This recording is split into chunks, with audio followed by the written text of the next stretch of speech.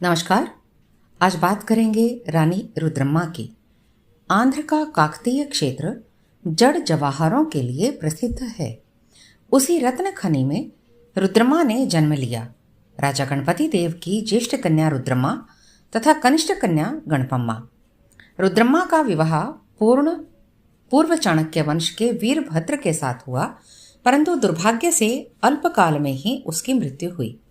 रुद्रम्मा की शिक्षा के बारे में राजा गणपति देव दक्ष था। पुत्र संतान नहीं होने के कारण रुद्रम्मा को ही राज्य शास्त्र में कुशल बनाने का विचार राजा के मन में आया तो क्या आश्चर्य। राजा उसे प्रतिदिन दरबार में ले जाता रहा, धीरे धीरे उसको अधिकार प्रदान करता रहा। स्त्री होते हुए भी राज दरबार में रुद्रम्मा पुरुष वेश में जाती थी। 1249 ईस्वी में रुद्रम्मा को यौव राज्याभिषेक हुआ। गणपति देव की मृत्यु के पश्चात स्वाभाविक रीति से रुद्रम्मा राज्याधिकारी बनी। गणपति देव के कुछ सामंतों को एक स्त्री को रानी बनाना मान्य नहीं था। रुद्रम्मा रानी का आधिपत्य स्वीकारना नकार कर उन्होंने विद्रोह करना आरंभ किया। इस प्रकार के अंतर्गत विद्रोह का लाभ उठाकर 1260 ईस्वी में देवगिरी के यादव राजा महादेव ने पश्चिम दिशा से आक्रमण किया। रानी रुद्रम्मा ने प्रामाणिक राजनिष्ठ सामंतों के सहयोग से उसको ऐसा पराजित किया कि 1 करोड़ स्वर्ण मुद्रा देकर संधि करने का प्रस्ताव उसको रखना पड़ा। रानी रुद्रम्मा की उस वीरता का प्रभाव दीर्घ काल तक रहा।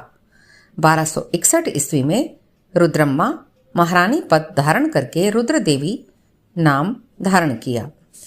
गणपति देव भी उसे रुद्रदेव कहता था। रुद्रम्मा ने राज्य शासन अच्छे प्रकार से किया। 1274 में कलिंग राजा ने रुद्रम्मा के राज्य पर आक्रमण किया, परंतु महारानी रुद्रम्मा ने अपने सेनानी पोली नायक तथा पोदी नायक को भेजकर उसको पराजित किया। रानी का अंतिम संग्राम 1291 में कायस्थ राजा अंबदेव से हुआ, जिसमें रानी की ही विजय हुई। रानी ने कृष्ण तुंगभद्रा अंतर्वेदी का प्रदेश जीतकर रायचूर किले का निर्माण किया। रानी रुद्रम्मा का अंत 1295 ईस्वी में हुआ। आंध्र के ख्यातनाम शासकों ने रानी रुद्रम्मा का स्थान श्रेष्ठ बताया।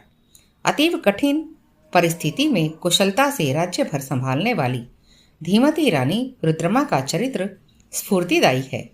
पिता के द्वारा दी गई रुद्रदेव की उपाधि रुद्रम्मा रानी ने सार्थ की। रानी अपने